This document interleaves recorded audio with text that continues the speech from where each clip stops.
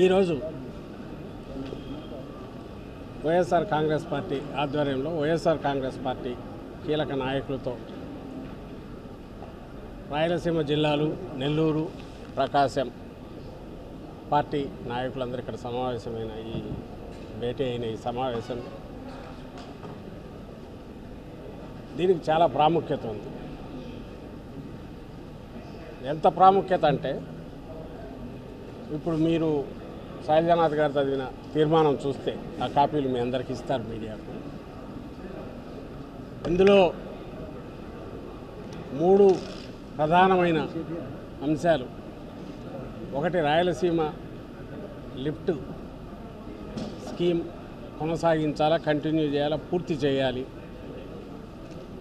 2, Almatti dam పెంపును ఏదైతే ఇంకా Brijesh Kumar tribunal final ఇది రాకుండానే వాళ్ళు అఫీషియల్గా అనౌన్స్ చేసి కర్ణాటక ప్రభుత్వం భూసేకరణ పనులు కూడా మొదలుపెట్టి కొన్ని చోట్ల ఎవాక్యుయేట్ కూడా చేయించారు, వాళ్ళ కాంపెన్సేషన్ కూడా పే చేసేని అంటున్నారు. తెలిసింది బహిరంగంగా చేస్తున్నారు, క్యాబినెట్ తీర్మానం చేసి. ఇప్పటికీ పర్మిషన్ లేదు, అప్రూవల్ లేదు, అనుమతులు లేవు. దానికి వ్యతిరేకంగా ఆల్రెడీ మహారాష్ట్ర హైకోర్టులో సుప్రీంకోర్టులో పిటిషన్ వేసింది.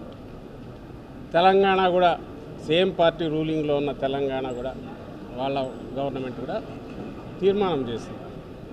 కానీ మన రాష్ట్రంలో ఇంతవరకు దానికి సంబంధించి ఉలుపు పలుకు లేదు. అలాగే అప్పర్ భద్ర దానికి సంబంధించి ఎక్కడైతే మన అనంతపురం జిల్లా, పూర్వపు అనంతపురం జిల్లా అయితే ఇప్పుడు సత్యసాయి ఇదే ఎఫెక్ట్ అవుతుంది. తీవ్రంగా ప్రభావం చూపే, నెగిటివ్ ప్రభావం చూపే ఆ ప్రాజెక్టు దానికి సంబంధించి మా హయాంలో జగన్మోహన్ రెడ్డి గారి హయాంలో సుప్రీంకోర్టు ఛాలెంజ్ చేశాం తప్ప దాన్ని పరిశీ కూడా చేయట్లేదు. ఇంకా పోలవరం, ఏ పోలవరం నుంచి అయితే చంద్రబాబు నాయుడు మీరు ఎవ్వరూ వరీ కావద్దు, నేను తెచ్చి నీళ్ళన్నీ ఇక్కడ ఇస్తానంటున్నాడో 80,000 కోట్లతో అక్కడి నుంచి తెచ్చి అక్కడ ఎవరికైతే అలొకేట్ చేయాలో అక్కడికే దిక్కు లేని పరిస్థితి వస్తుంది. ఎందుకంటే 45 మీటర్లు ప్లస్ ఎంతైతే ఉందో దాని నుంచి 41 మీటర్లకు తగ్గిస్తూ కేంద్ర క్యాబినెట్ తీర్మానం చేసింది. ఆయన చదివిన దాంట్లో అది కూడా ఉంది. ఆ క్యాబినెట్లో ఈయన ప్రతినిధి ఉన్నారు, చంద్రబాబు నాయుడు గారి ప్రతినిధి. సో ఆ పోలవరం కూడా అడ్డంగా అది నరికేస్తున్నారు.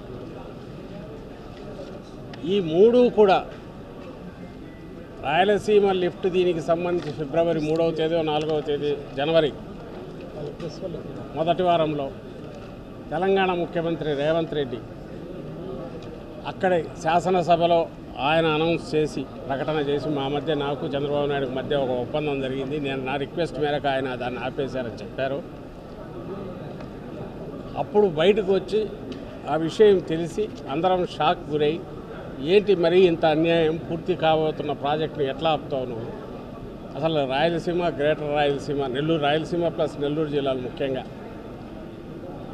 వాటికి అసలు మళ్ళీ దాని ఎడారి అయిపోయే పరిస్థితుల్లో మనకు నికర జలాల కేటాయింపు ఏదైతే 101 టీఎంసీ ఉందో దాన్ని వాడుకోవడానికి అవసరమైన గ్యారంటీ కోసమన్నా అది అవసరమైన నేపథ్యంలో అలాంటి దాన్ని ఇంత అన్యాయంగా అది కూడా పూర్తిగా వచ్చింది. కొత్తదన్నా అయితే నాకు ఆలోచన రాలేదో, లేదా ఇప్పుడు నాకు టైం లేదో, లేదా ఇప్పుడు నేను అంత పెట్టలేను, లేదా దీనికి అప్రూవల్స్ అన్ని తీసుకొచ్చే పనిలోనే ఏదో లాగొచ్చు. జగన్మోహన్ రెడ్డి గారు సుమారుగా 90% పూర్తి చేసిన దాన్ని నువ్వు దాన్ని కూడా బయటకు తెలియకుండా గుట్టుచప్పుడు కాకుండా పక్క స్టేట్ సీఎంతో ఒక ఒప్పందంలో మరి నువ్వు ఎందుకు ఏం తాకట్టు పెట్టావు, ఏం చేసావో తెలియదు, దాన్ని ఆపేశారని ఆయన చెప్తే కనీసం ఖండించలేదు, ఎలాంటి స్టేట్మెంట్ చేయలేదు. దాని మీద రియాక్ట్ అవుతున్నాం. మనకు అప్పటికే అన్ఫోల్డ్ అవుతున్న కొత్తవి ఆల్మట్టిది అప్పటికే ఇంకో పక్క ఇది అవుతుంది. పోలవరంది మీకు తెలుసు, మన ఎంపీ ఇదే కడప ఎంపీ అవినాష్ రెడ్డి గారు పార్లమెంట్లో కూడా దాని గురించి ప్రసంగించారు. అన్ని ప్రాంతాలకు ఒకేసారి ఈ 3 ఏళ్లలోనే నేను ఇంకా మళ్ళీ కోలుకోలేని దెబ్బ కొట్టాలని చంద్రబాబు నాయుడు గారు ఒక కృతనిశ్చయంతో ఆయన ప్రాముఖ్యతలేవో అవి చూసుకుంటూ వీటిని మొత్తం కట్టగట్టి పక్కన పడేశారేమో అని అనిపించే రకంగా షాకింగ్గా అందరికీ అనిపించింది. అందుకే ఆ రోజు జగన్మోహన్ రెడ్డి గారు ఇది తెలియగానే ఇంత ప్రాణాధారం ఇంత ముఖ్యమైనది ఇలాంటి దాన్ని ఎట్లా ఇది కాకపోవడం, ప్రజల్లో కూడా అవేర్నెస్ కావాలి. దీని గురించి పార్టీ పరంగా మిగిలిన వాళ్ళు కలుపుకొని కార్యాచరణ మొదలు పెట్టండి అన్న ఏదైతే ఆలోచన మొదలైందో, దాని తర్వాత ఇవి కూడా అంతే కీలకమైన ఇష్యూ. రాయలసీమ లిఫ్ట్ కోసం మనం ఇక్కడ కొట్లాడితే లేదా దీన్ని సాధించుకున్న ఆల్మట్టి అక్కడ పర్మిషన్ లేకుండా అది ఎత్తు పెంచితే ఇది నిష్ప్రయోజనం. మనకే కాదు, తెలంగాణ నోట్ల మట్టే పక్కన వాళ్ళు ఎన్ని చోట్ల బొక్కలు పెట్టుకొని ఏం చేసుకునే నీళ్ళు రావు. మనం లిఫ్ట్ పెట్టుకొని ఏం గాలి తప్ప ఏం రాదు దాంట్లో.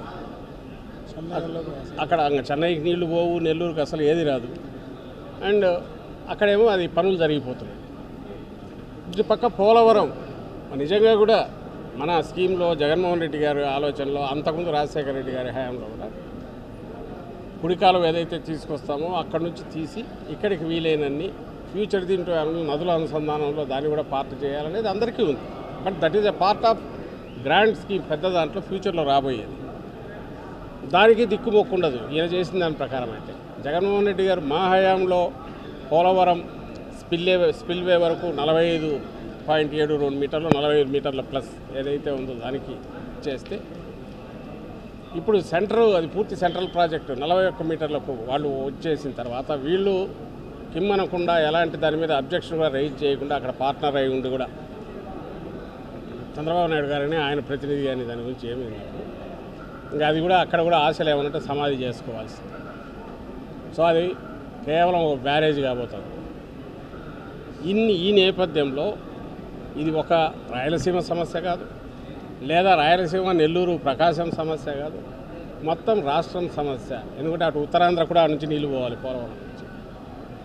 కృష్ణా గోదావరి జలాలకు సంబంధించిన దాని మీద మన రైతాంగం ఎవరైతే డిపెండ్ అయ్యి ఉన్నారో ఆయకట్టు ఏదైతే ఉందో మొత్తాన్ని ప్రొటెక్ట్ చేసుకోవాల్సిన సీరియస్ సమస్య. దీన్ని అడ్రస్ చేయను అనేది చెప్పకనే చంద్రబాబు నాయుడు గారు చెప్పారు. ఈ ఇష్యూని అడ్రస్ చేయను, రిజాల్వ్ చేసే ప్రయత్నం చేయను, నేను కూటమిలో పార్ట్నర్ అయినా సరే దీన్ని అడ్డుకునే ప్రయత్నం చేయను, నా హయాంలోనే వీటిని ఎలాగైనా ఆ స్టేట్స్ ఎవరు అనుకున్నారో వాళ్ళు పూర్తి చేసుకోవడానికి వాళ్ళకు బ్లాంక్ చెక్ ఇస్తాను అనేది చెప్పకనే చెప్తున్న నేపథ్యంలో రాష్ట్రంలో ప్రతి రైతు దీని గురించి ఆలోచించాలి, ప్రతి ఇంట్లో దీని గురించి చర్చ జరగాలి. ఈ విషయమై ఇది పొలిటికల్ ఇష్యూ కాదు, మొత్తం రాష్ట్ర ప్రయోజనాలకు సంబంధించిన ఇష్యూ. ఇది ఎవరికి వ్యతిరేకంగా చేస్తున్నది కాదు, మన హక్కులు మనం ప్రొటెక్ట్ చేసుకోవడానికి చేస్తున్న పోరాటం. దీంట్లో ప్రతి ఒక్కరూ చేయగలపాలి. అండ్ అందరూ కలిపి ప్రతి ఒక్కరూ తెలుగుదేశం పార్టీ నాయకులను, ఆ పార్టీ శాసనసభ్యులను, ఆ పార్టీ పార్లమెంట్ సభ్యులను, మంత్రులను, సాక్షాత్తు ముఖ్యమంత్రి చంద్రబాబు నాయుడు గారు